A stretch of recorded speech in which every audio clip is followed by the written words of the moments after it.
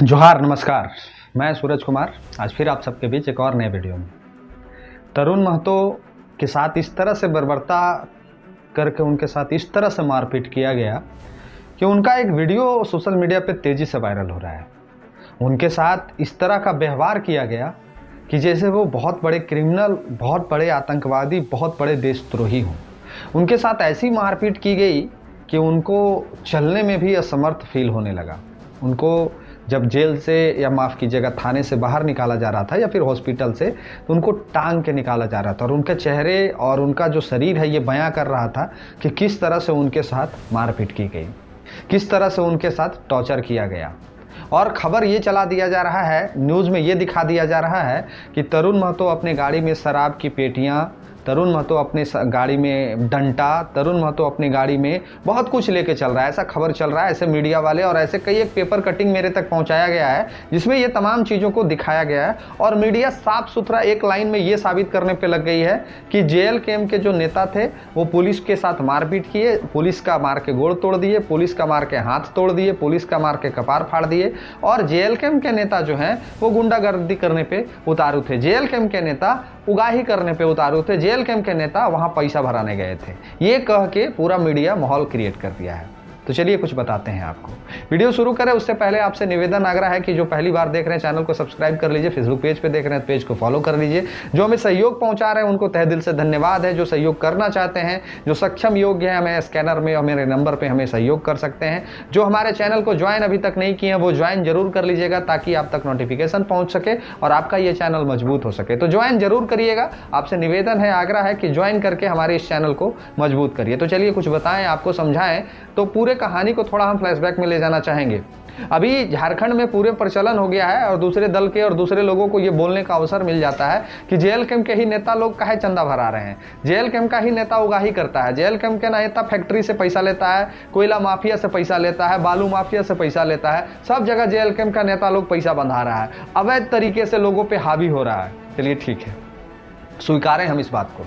लेकिन उनसे ही मेरा एक सवाल है, उनसे ही मेरा एक सवाल है कि ये स्वीकार रहे हैं आप कि वहां पे ईचागढ़ विधानसभा में, ईचागढ़ थाना से लगभग 4 किलोमीटर के दूरी पे एक बालू घाट है जहां से लगभग 300 गाड़ी निकाला जाता है। ये आप स्वीकार रहे हैं, ये स्वीकार रहे हैं ना कि वहां से ठीक 4 किलोमीटर दूरी पे एक घाट है जहां से डेली 300 हैवा बालू अवैध तरीके से निकाला जा रहा है। अगर बालू अवैध तरीका से निकाला जा रहा है तब तो तरुण महतो वहां उगाही करने पहुंचा होगा। अगर वहां बालू नहीं निकाला जाता, अगर वहां पे बालू नहीं निकलता तो शायद तरुण महतो वहां उगाही करने नहीं पहुंचता। या फिर जहां वो कोयला माइंस है, जहां पे ये आरोप लगाया जाता है कि JL-KM के नेता वहां पे पहुंचे हैं उगाही करने के लिए, तो यानी वहां भी अवैध तरीके से कोयला का खनन चल रहा होगा, अवैध तरीके से बालू का खनन चल रहा होगा, अवैध तरीके से पत्थर का खनन चल रहा होगा, तब वहां JL-KM के नेता पहुंच गए उगाही करने के लिए। तो ये बात आप स्वीकार रहे हैं ना कि अवैध तरीके से पूरे झारखंड में कार्य हो रहा है। हर जगह से नदियों से बालू निकाला जा रहा है, हर जगह कोयला फैक्ट्री माइंसों से कोयला निकाला जा रहा है, हर जगह पत्थर माइंसों से पत्थर निकाला जा रहा है। हम पत्थर का जिक्र बार बार इसलिए कर रहे हैं कि बहुत जल्दी बहुत पत्थर का माइंस का भी खुलासा करेंगे, जिसको दिन भर में कितना काम करना है और कितना पत्थर वहां से निकाला जा रहा है, इसका भी खुलासा हम बहुत जल्द करेंगे। ये तमाम चीजों पर हम लोग काम कर रहे हैं। तो बालू, कोयला और पत्थर, ये तीन चीजों का सरकार के नजर में या फिर सरकार के बिना नजर में अवैध काम किया जा रहा है। ये बात को आप लोग सबको स्वीकार रहे हैं ना, जो लिख रहे हैं कि अवैध वसूली करने ये लोग पहुंच रहे हैं, यानी अवैध काम चल रहा है, तब JL-KM के नेता वहां अवैध वसूली करने के लिए पहुंच रहे हैं। ये सबको नजर आ जा रहा है कि JL-KM का नेता अवैध वसूली करने पहुंच रहा है। ये चर्चा सब लोग कर रहे हैं, ये चर्चा करने से कोई लोग पीछे नहीं हट रहे हैं। जैसे दूसरे दल के जो कार्यकर्ता हैं, दूसरे दल के जो लोग हैं, वो लोग इतने साफ सुथरा हैं, इतने छवि के साफ सुथरे हैं कि वो लोग कहीं जाते ही नहीं है चंदा उगाही करने के लिए, वो लोग कहीं जाते ही नहीं है उगाही करने के लिए। और उन लोग को ये भी नजर नहीं आ रहा है कि यहाँ 2 नंबर का काम चल रहा है। उन लोग को यह भी नजर नहीं आता है कि यहाँ पे अवैध कोयला का माइंस चल रहा है, यहाँ पे अवैध बालू का घाट चल रहा है, यहाँ पे अवैध पत्थर का माइंस चल रहा है। उन लोग को तो पता नहीं चलता है। ठीक उसी प्रकार जितना भी पुलिस प्रशासन है, जितना थाना है, इन लोग को भी नजर नहीं आता है। इन लोग को भी ये नजर नहीं आता है कि वहां पे अवैध बालू का घाट है, अवैध पत्थर का माइंस है, अवैध कोयला का माइंस है, अवैध तरीके से वहां पे कोड़ा जा रहा है और कोड़ के बिहार भेज दिया जा रहा है। ये चीज थाना को भी नजर नहीं आ रहा है। ये चीज ना ही थाना को नजर आ रहा है, न संबंधित वहां के जिला के अधिकारियों को नजर आ रहा है। उन लोग को तो पता नहीं है, उन लोग को तो पता नहीं है कि नदी घाट से 300 हाइवा रोज निकल रहा है। उन लोग को पता ही नहीं है कि मांडू और चरही और रामगढ़ और सिमरिया विधानसभा से डेली 500 गाड़ी कोयला डेली बिहार पहुंच जा रहा है। कुछ पता नहीं है इन लोग को जरा सा भी ध्यान नहीं है, एकदम ये लोग अनभिज्ञ है। आम जनमानस को ये तमाम चीजें नजर आ रही हैं कि कितना गाड़ी कोयला रोज निकल रहा है। आम जनमानस को तमाम ये चीजें नजर आ रही हैं कि कितना पत्थर निकल रहा है। आम जनमानस को ये तमाम चीजें नजर आ रही हैं कि कितना बालू निकल रहा है। लेकिन पुलिस प्रशासन को तो पता नहीं है कि कितना गाड़ी बालू निकलता है, कोयला निकलता है कि नहीं निकलता है। इन लोग को कुछ नहीं पता है। हाँ, लेकिन इन लोग को ये पता चल जाता है कि जेएल कैंप का नेता यहाँ उगाही करने पहुंच गया है।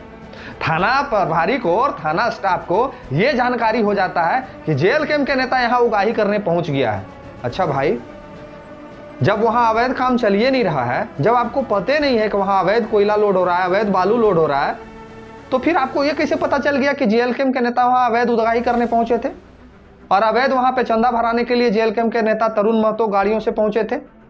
थाना प्रभारी और थाना स्टाफ को तो यह पता नहीं था कि वहां अवैध बालू लोड हो रहा है।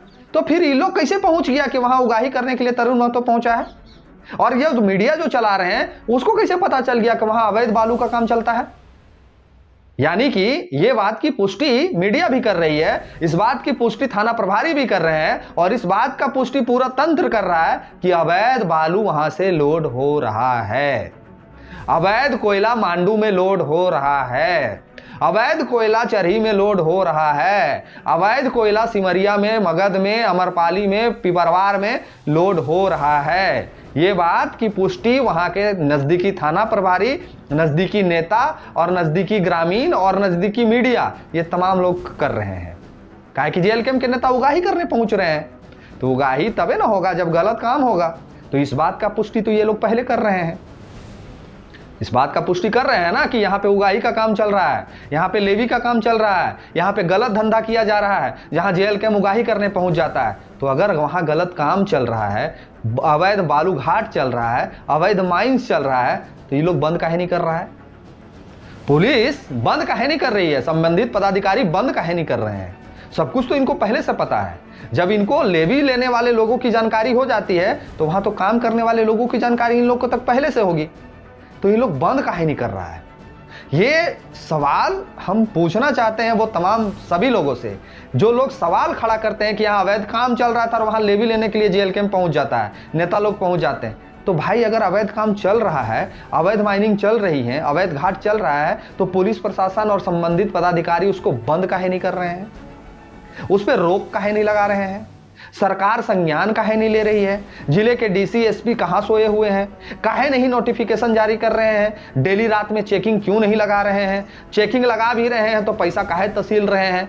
या फिर सीसीटीवी कैमरे में वो फुटेज काहे नहीं आता है? या फिर पत्रकार वो न्यूज मीडिया में काहे नहीं चलाता है? या फिर गाड़ी जब रोक के पैसा लिया जाता है उसका वीडियो काहे नहीं सोशल मीडिया पे चलता है? या फिर जब माफिया थाना में घुस के तरुण महतो को मारते हैं तब वो फोटो और तब वो सवाल क्यों नहीं पूछा जाता है? क्या गुनाह था तरुण महतो का? किस गुनाह के एवज में एक पार्टी के प्रत्याशी को, जिसको 45,000 वोट मिला है, उस पार्टी को इन लोगों ने इस कदर से मारपीट किया? क्या गुनाह था? यही गुनाह था ना कि वहां से जो 300 गाड़ी जो ग्रामीण रोड से डेली रोड का दुर्दशा कर दिया है, उस ग्रामीण के बुलाने पे वो रात्रि में अकेले पहुंच गए उसको मदद करने के लिए।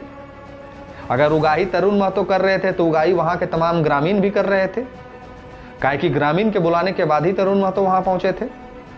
तो आखिर ये पुलिस प्रशासन स्पष्ट क्यों नहीं करती है कि लड़ाई तो पुलिस प्रशासन से बालू माफिया के बीच होना चाहिए था? तरुण महतो तो उगाही करने गए थे, तो तरुण महतो के तो सपोर्ट में पुलिस को बोलना चाहिए था। लेकिन पुलिस तरुण महतो के खिलाफ और माफिया के साथ हो जाना, ये माजरा समझ में नहीं आ रहा है हमको।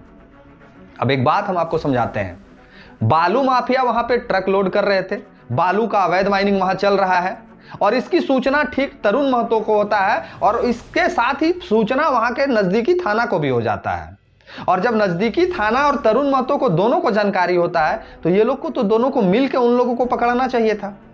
लड़ाई तो पुलिस प्रशासन तरुण महतो को मिलकर बालू माफिया से लड़ना चाहिए था। पुलिस प्रशासन को तो तरुण महतो का सपोर्ट करना चाहिए था। लेकिन लड़ाई तरुण महतो और थाना प्रभारी के बीच, थाना स्टाफ के बीच क्यों हो गया? थाना के स्टाफ और तरुण महतो में मारापीटी क्यों हो गया? मारापीटी तो बालू माफिया के साथ होना चाहिए था ना। कहीं ऐसा तो नहीं है कि बालू माफिया के पक्ष से तरुण महतो के खिलाफ पुलिस प्रशासन कार्रवाई करने लगी? कहीं ऐसा तो नहीं है कि तरुण महतो कांटा बन गया था, इसीलिए पुलिस प्रशासन और बालू माफिया मिलकर दोनों इसके साथ मारपीट भी किए और केस भी लाद दिए और जेल भी भेज दिए? 300 गाड़ी रोज निकल रहा है।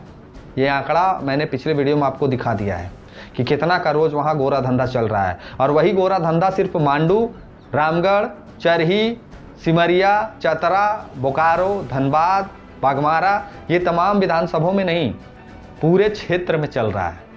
और ये अवैध जो काला कोयला, काला धन, काला बालू का जो कारोबार धड़ल्ले से इस झारखंड में संचालित हो रहा है, ये क्या इस तमाम धंधों में सरकार को संज्ञान नहीं है? सबको संज्ञान है, सब लोग का संज्ञान है, सब लोग के मर्जी से ये तमाम चीज़ें संचालित हो रही हैं। और एक बात कि जो लोग इस मुहिम में आगे आएंगे, जो लोग मुखरता से इस सवाल को पूछेंगे, जो पार्टी के नेता इस सवाल को मजबूती से उठाएंगे, उस पार्टी के ऊपर एफआईआर हो जाएगा, उस कार्यकर्ता को लेवी का टैग लगा दिया जाएगा, उस कार्यकर्ता के ऊपर मारपीट का केस दर्ज कर दिया जाएगा, उस कार्यकर्ता, उस पार्टी के नेता को जेल भेज दिया जाएगा। यही झारखंड की वर्तमान की भौगोलिक स्थिति है। आप अगर सवाल पूछ दिए तो आपके ऊपर एफआईआर लॉन्च हो जाएगा, आप अगर वीडियो दिखा दिए तो आपके ऊपर कार्रवाई हो जाएगा। आप चोरी कर रहे हैं उसमें कहीं दिक्कत नहीं है, आप सवाल नहीं पूछ सकते हैं किसी से, अगर प्रश्न पूछ दिए तो आपके ऊपर केस हो जाएगा, आपको जेल भेज दिया जाएगा, आपके साथ मारपीट किया जाएगा। इवन वहां उनकी पत्नी ने तो यहां तक कह दिया कि तरुण महतो का इनकाउंटर करने का प्लानिंग था, तरुण महतो को गोली भी मार दिया जाता।